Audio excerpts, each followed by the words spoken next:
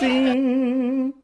Eu sou o professor Bairros e no tutorial de hoje nós vamos ver...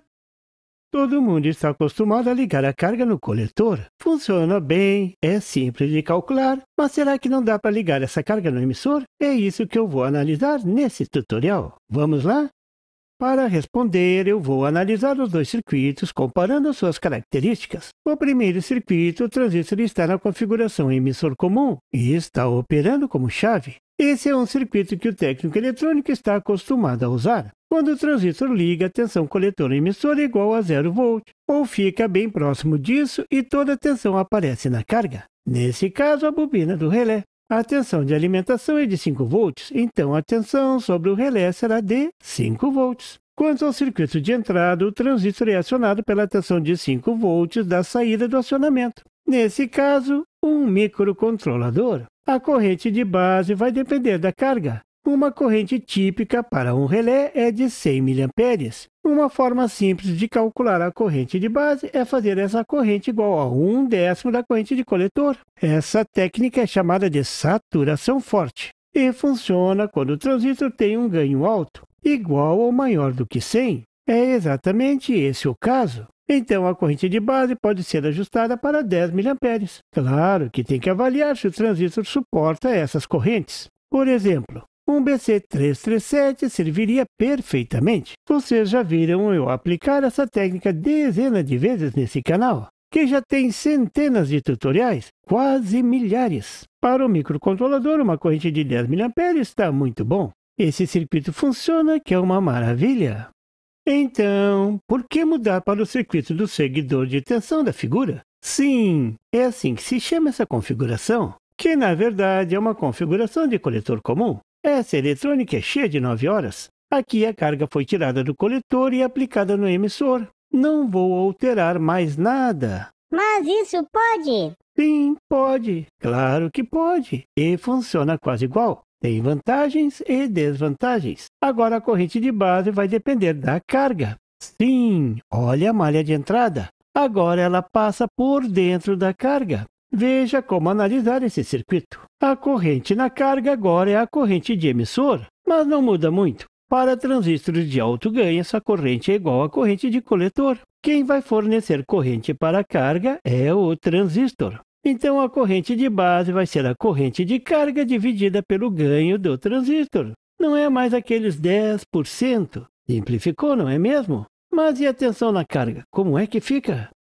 A tensão na carga também é determinada pela malha de entrada, que passa pela resistência de base, passa pela junção base-emissor e depois pela carga. A tensão na carga vai ser a tensão do microcontrolador, 5 volts, menos a tensão na resistência de base, menos a tensão base-emissor do transistor, que todo mundo está careca de saber que fica ao redor de 0,7 volts. Aqui surge o primeiro detalhe que tem que levar em conta. A tensão na carga vai ser, no mínimo, 0,7 volts menor do que a tensão na saída do microcontrolador. Então, a tensão na carga vai ficar ao redor de 4,3 volts. Tem que ver se o relé funciona com essa tensão.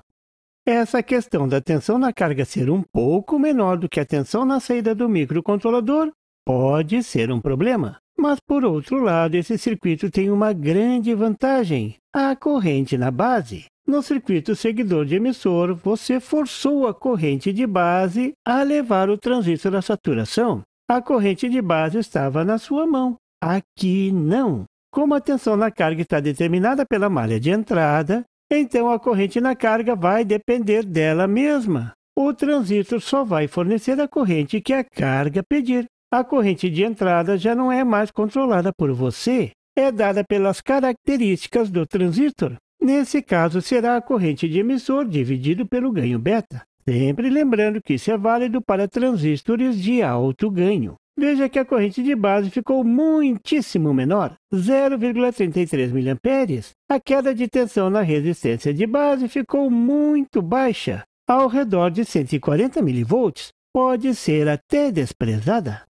Note que a resistência de base está atrapalhando. Ela está tirando 140 mV que deveriam estar sendo entregues à carga e ela praticamente não está influindo na corrente de base. Então agora chegamos a uma conclusão surpreendente. Esse circuito não precisa da resistência de base. Mas não queima tudo? Não, Arthurzinho, porque a carga está no circuito de entrada. Você pode pensar que quem vai limitar a corrente de entrada é a carga refletida na base. Lembra? O velho truque de refletir a resistência de emissor para a base. Viu? Ficou bem mais simples. Então, sim, pode ligar a carga direto no emissor.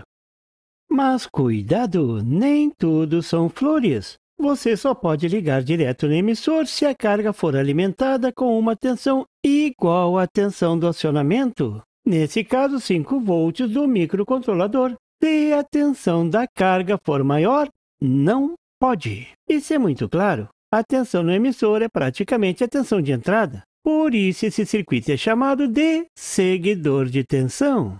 Veja o exemplo do CLP da figura acionando uma lâmpada de 24 volts, mas com uma corrente de 1 ampere, bem acima da corrente que o CLP suporta, que fica ao redor de meio ampere. Aqui o transistor é do tipo TIP41. O ganho típico é da ordem de 10. Então a corrente de entrada é igual a 100 mA, uma corrente que o CLP suporta bem. E se você quiser acionar uma carga de tensão menor, por exemplo, se o CLP precisasse acionar uma lâmpada de 12 volts 2 amperes, aí esse circuito cai como uma luva. Você terá que gastar 12 volts na malha de entrada. Por exemplo, colocando um Zener de 12 volts. Claro que a potência do Zener, nesse caso, deverá ser alta. A corrente é de 0,2 amperes, mas a solução é simples e muito elegante. Você terá que cuidar ao usar um transistor Darlington como seguidor de tensão. A queda de tensão na junção base-emissor é bem maior, e assim vai sobrar menos tensão para a carga. Se a tensão na carga for igual à tensão do acionamento, veja o caso do CLP acionando a lâmpada de 24 volts, então o Darlington não é uma boa escolha. Para uma lâmpada até pode funcionar, mas se a tensão na carga for menor, aí o Darlington é uma excelente escolha, simplesmente porque a corrente de entrada fica muito, mas muito baixa mesmo. Por exemplo, se o transistor for um TIP121, que tem um ganho de 1000, os ferozes 2 amperes da carga vão virar um cordeirinho de somente 2 miliamperes. Que lindinho! Aí qualquer Zener pode ser usado para baixar a tensão de 24 volts para 12 volts. Tá bom, tem que descontar os 1,4 volts do transistor. Um Zener de 10,4, meio watt, já tá bom. Você viu nesse tutorial que é possível ligar a carga no emissor do transistor, mas tem que ter cuidado. Como tudo na vida, tem vantagens e tem desvantagens. E por favor, se você não é inscrito, se inscreva e marque o sininho para receber as notificações do canal. E não esqueça de deixar aquele like e compartilhar para dar uma força ao canal do Professor Bairros. E não tem site? Tem sim, é www.bairrospd.com. Lá você encontra o PDF e tutoriais sobre esse e outros assuntos da eletrônica. E fique atento ao canal do Professor Bairros para mais tutoriais sobre eletrônica. Até lá!